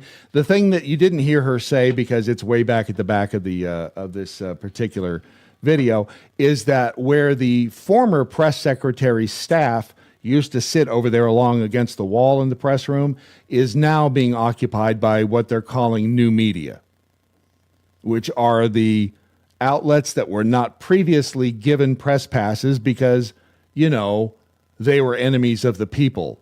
Like she heard Breitbart there. I think she even mentioned Axios. And she calls on somebody later and mentions that she's with new media and right. Welcome to the press room or something like that. Yeah. And I've already sent in our application for a new media press pass. Cool. We'll see if somebody asked me yesterday if we were going to do that. Right. Yeah. I'm probably the same person. And I was already on it. We'll see what happens. We'll find out what moving forward. But it's not likely because there are a lot of big boys in front of us that can probably get there more easily, et cetera. But we'll see. But the bottom line is they're allowing people who would normally. Oh, and I'm looking. Is Simon Atiba back in there somewhere? Isn't that's not him Atiba. Dead center, is it? Or center left? No, it's just another black guy. Go ahead and say it. Racist. No. Oh, what? They don't all look alike. Oh. What they don't. White people, on the other hand, we all pretty much. I don't see Simon Atiba in there. He's a black chick. Nope, I don't see Simon Atiba. Haven't heard from him in a while either. But anyway, so there's a new sheriff in town, and again, standing room I'm not only. familiar with DeepSeek. I hadn't looked into that. I don't know what it is, but they're talking about it. The other thing I did want to mention about the White House press briefings now on the YouTube channel, look at the ratio. The old ratio, and if you have not got the extension of the plugin for YouTube dislikes, install it on your computer if you can, because the old one, this would have been completely reversed. You had a couple of hundred thumbs up, and you had thousands in the thumb down category. Even though you still have comments turned off on these press briefings, now you've got 10,000 thumbs up, and you got 283 downvotes. So people who support this president, and I think common sense in general, I really do believe that we outnumber the people, the crazies out there. I mean, if the popular vote is any indication, I wish it were a bigger percentage of the population, but I'll take what we can get. But we've got a pretty decent majority. I mean, it's better than not having the majority at all, right? Yeah. Yeah. So, things may actually start changing in this country. I guess we'll see very soon. The problem is the crazies are still out there, and now they're using code to talk to each other on social media.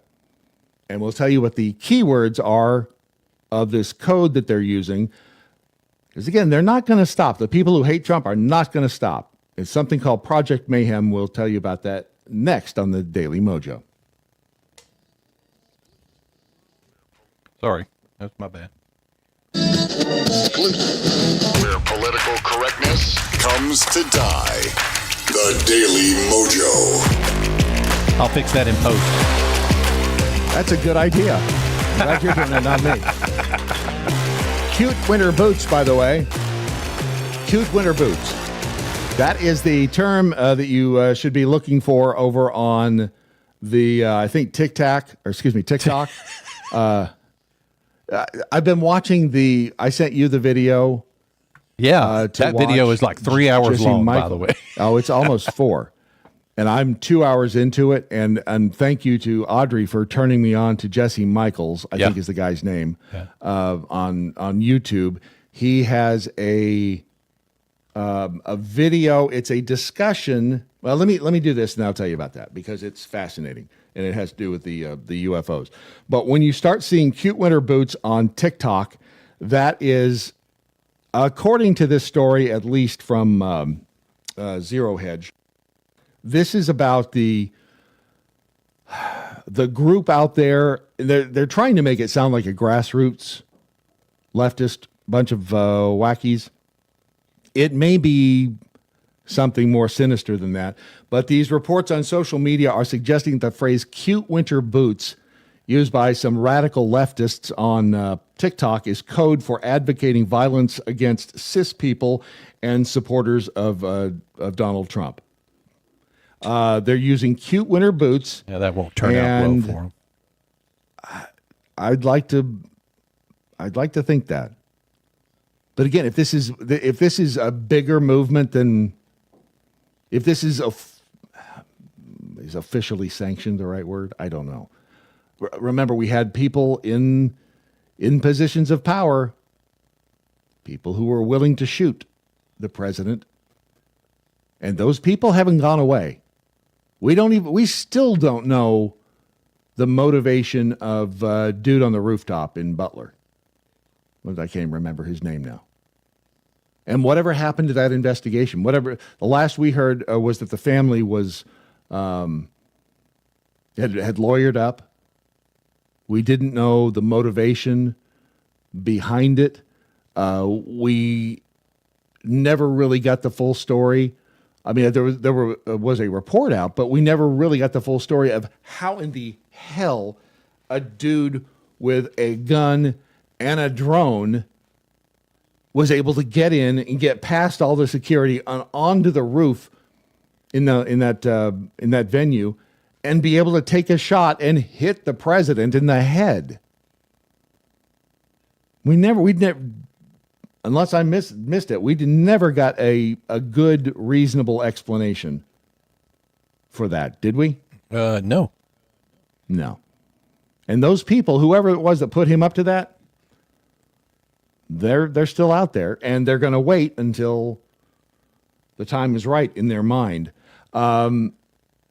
According to this story, again, the radical leftists currently organizing on TikTok and disguising themselves to protest and kill Trump, Republican CEOs, and cis people users are obfuscating bans with the phrase cute winter boots and others. They're also referencing Luigi Mangione's deny, defend, and depose. Are those videos? Can you play either of those videos? I'm curious to know how they're. Let's just have a look-see, shall we? Nope, it's going to hang on a second. That's gonna flip you over to X. Here we go. Good grief. With their tanks and their bombs. All right, so that's just going to get us That's just going to get us. 7, Here's 6, 11, 5. This is how to make a simple face covering. 4, 11, 17, 32 the day before. Boot. Is that a numbers station? Boot. Moving up and down again. For educational purposes, be prepared, learn how to cover yourself, learn how to protect yourself. Somebody like that literally needs to be punched in their head. Like this guy? Yeah. What's he doing wrong? Being a douchebag. What laws? What law is he breaking? Well, if he's breaking any damn law, I just want to punch him in his throat. Okay. Give a shit if he's breaking a law. I mean, former president, you're right, because he was saying that these people just want to make you slap him right in the ass. Yep. In retrospect, that was a really bizarre thing for a president to say. Just saying. Plus, you have officials in places like San Francisco. This dude, Steve Scott, who is with KCBS Radio out in San Francisco, or in Frisco, as they hate to be called, unlike Frisco, Texas, but Frisco, California. This guy did a report and allegedly identified the undercover ICE agents, tipping off the illegals about the ICE agents out in that area. Why would a reporter for CBS Radio News, why would he be tipping off the illegals of possible incoming raids by ICE? Well, it's funny you should ask, because KCBS Radio is owned by Odyssey. And let's remember our history on Odyssey Radio. That's AUDACY, Odyssey Broadcasting. Remember who now owns the majority stake in Odyssey Radio? George Soros, Chuck. That would be George Soros, Bob. I'm tempting fate, aren't I? Remember, not burned, just a little dim. Can't we say that about a lot of people, though? I really think that this should be a T-shirt. I think that this should be the not burned out. We need to add the word out. Not burned out, just a little dim. Not burned out, just a little dim.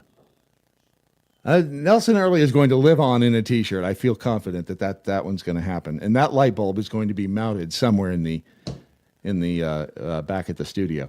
But this guy, this Scott, again, Steve Scott. Not that there's a whole lot of, there's not a whole bunch of danger. He's only got 6,100 followers. Maybe it's quality, not quantity. But why would you be tipping off illegals about ICE raids if you're a member of the press? Right. Seems a bit counterproductive. Milla Joy, and people are saying in the comments on his post this morning that, was this this morning? That was the 27th, so a couple days ago. The guy obstructed justice by releasing the location of ICE vehicles. He must be made an example of, as must the radio station that promoted this traitorous act. And then they're in here quoting, I don't know what code this is, harboring, subsection 1324A, 1A, 3, makes it an offense for any person who knowingly or has reckless disregard of the fact that an alien has come to, entered, or remains in the United States in violation of law, conceals, harbors, or shields from detection, or attempts to conceal, harbor, or shield from detection such alien in any place, including any building or any means of transportation. But again, the law isn't really... I mean, who follows the law anymore? That's kind of old-fashioned, isn't it? I mean, law-abiding citizens. How often do they actually get ahead in life? So there's still an active segment of the society, of the population out there who hate Trump, who are willing to do whatever it takes to take him and the agenda down. And we've seen that they are willing to do pretty much whatever it takes, up to and including trying to shoot the president.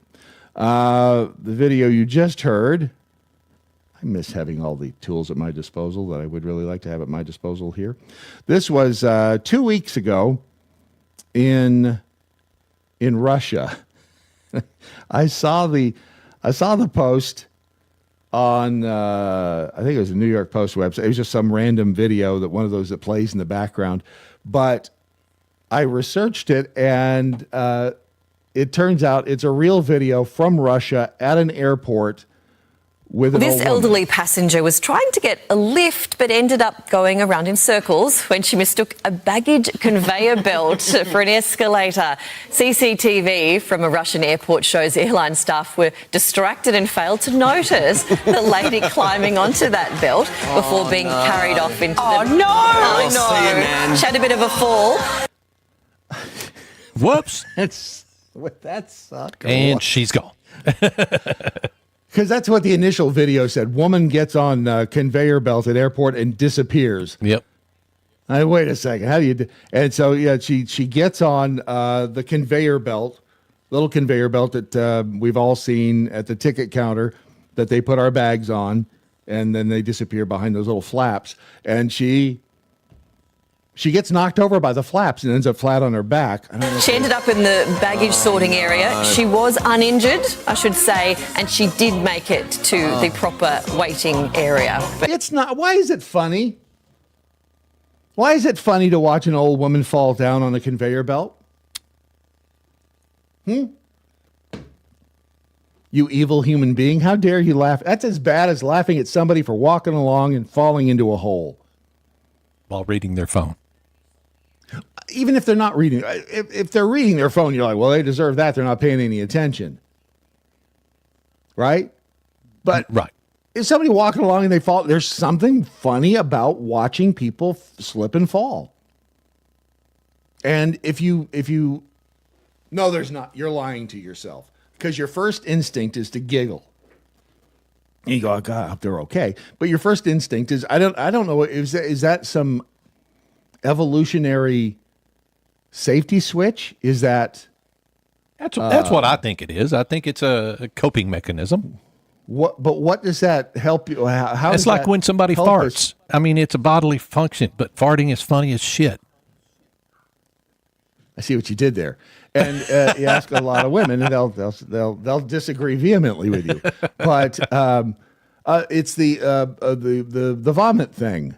Hope you've had your breakfast. If we're, that one makes sense. You're on a plane or something, and somebody throws up, and you smell it, and you're like, whoa, and everybody starts throwing up. Okay, that would, from an evolutionary standpoint, you're sitting around the caveman campfire, and Grog and the rest of you are eating the saber-toothed tiger that you just barbecued, and Grog gets sick because, it's bad saber-toothed tiger. But not everybody is affected by the saber-toothed tiger being, rancid or whatever at the same time. But as soon as Grog throws up, everybody else and throws up too, because it's evolution trying to keep you safe. Well, if Grog has a healthy immune system and is healthily aware of rancid meat, then the rest of them are going to follow Grog's lead by throwing up and getting rid of the bad meat. Lord knows you should not ingest bad meat. I think that's been a standing rule here on the Daily MoJo forever. But laughing at somebody for falling down, in this case, falling down on a conveyor belt, what is that? What evolutionary? So it wouldn't have been funny, I guess, if she had been a little bit further back and landed with her back on that big post right there. That would have been different. Everybody would have went, oh, that kind of shit, right? Right. She didn't look like she. And I think it's because she fell and she wasn't injured that people are like, oh my God. Is that what it was? Maybe. Because it just seemed. Did you not giggle when she fell? Yeah, I did. That's what I'm saying. I feel kind of bad about it. But I wonder why we all have that same reaction, and we tend to giggle when people fall. Something else that may make you giggle, chickens, and I'll tell you why, because they are funny.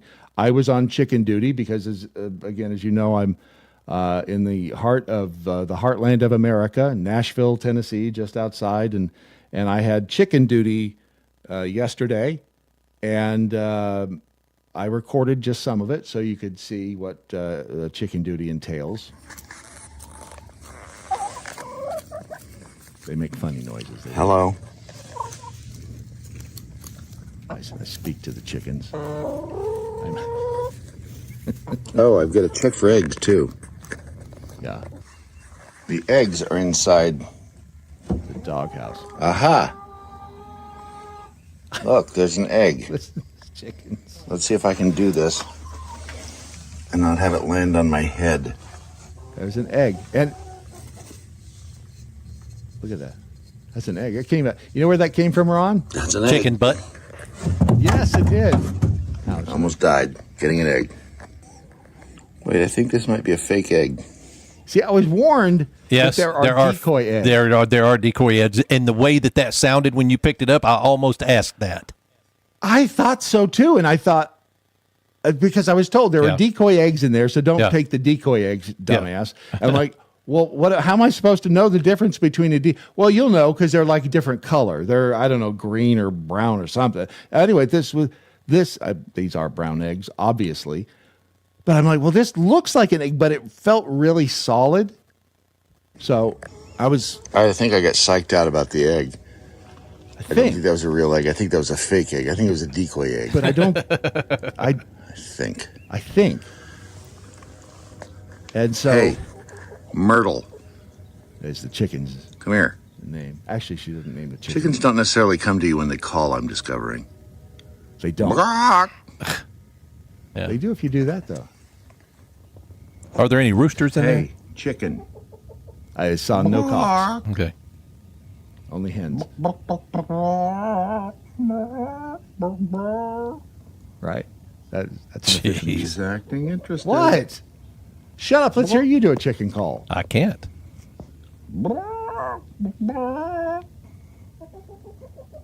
See? Right. What I said. See? I'm the chicken whisperer. That's what the show has boiled down to. I am the chicken whisperer. And where did, let's see, this one here. I was, the chickens are just funny. I think it's the way that they move. And it's the look on their face. It's just the way, in the words of Eric Clapton, it's in the way that you move me. Mm-hmm. There's a fuzzy chicken butt right there. And I call that chickens on a fence. Right? That's good, isn't it? How many do you have? Just two? That's all I ever saw. There's more than that. So, so that was the. I thought I did one of the. There it is. So the other thing that is interesting about these chickens is, let's see. No, I don't have time. Do I? I don't have time to do it. I'm here. Here is a just grab this one shot right there. The next phase of tending the chicken, which sounds like a soap opera. On the next episode of Tending the Chickens, we'll find out how chickens use their peckers to pick up their food tomorrow in the Daily MoJo. What do you mean it's last call? But for now, that is 2 hours of audio deliciousness known as the Daily MoJo. You could almost smell the eggs a-cooking, couldn't you? Smell something. That's for today. What is today? Wednesday? Yeah. Is it hump day already? Yeah. Son of a gun. The Ides of January. It is the Ides of January. So quickly it happens. Let's find out if anybody learned anything during the course of the program. Beaver says Brad is becoming a homesteader. Wait a minute. Did she just say I like to sleep with men? I mean, not that there's anything wrong with that, but I feel like, wow. Is that what she was implying? Peekapool says the research was to find out how people would react to lots of unidentified drones flying over their city or town. Again, would it surprise anybody to find out that that's what they were doing? No, I mean, it was everything from nuclear waste detection to UFOs. We may never know, but got to give the president credit. He said he'd get the answer for us within a week, and guess what? He got it for us within a week. Artificially Awake says, anytime I hurt myself, my wife and boys think it's funny. The worse the damage, the more hysterical they find it. Right. Look at all the videos of dudes when they're like skateboarding and they end up racking themselves. Like a dude gets hit in the balls. Somebody's laughing. Yeah. Not the dude. It's funny, isn't it? Yeah, not the dude. He's trying to get his nuts out of his stomach. Somebody else is laughing. Right. It's always but you do a woman do that and you laugh at that and whoa, boy, hell howdy. no. You don't want to laugh at that. Yeah. You'll be hell to pay for that. Lord Doc Kitty says that real Brad Staggs is gay. Thanks for coming out. You'd rather hang out with a cock than a nice pussycat. Yeah. I mean, you know what? The chickens here actually like me. I'll give them that. Fake Zoe, enjoy the rest of your hump day. Deb says love and hugs and stay tuned tomorrow. Some pecker info. Ron, will you be here tomorrow? Because we can't do it without, I'll be here. without Yeah, the I'll name. be here. Yeah, absolutely. The Big Pecker. We like to call Ron the Big Pecker. That's here me. in the Daily MoJo farmyard. As for the rest of you, remember that we the people must hang together, otherwise we shall surely hang separately. 6 separate Tyrannus, resist stupid, and good night, Doc Thompson. Wherever you are. See you tomorrow. Watch and listen at thedailymojo.com.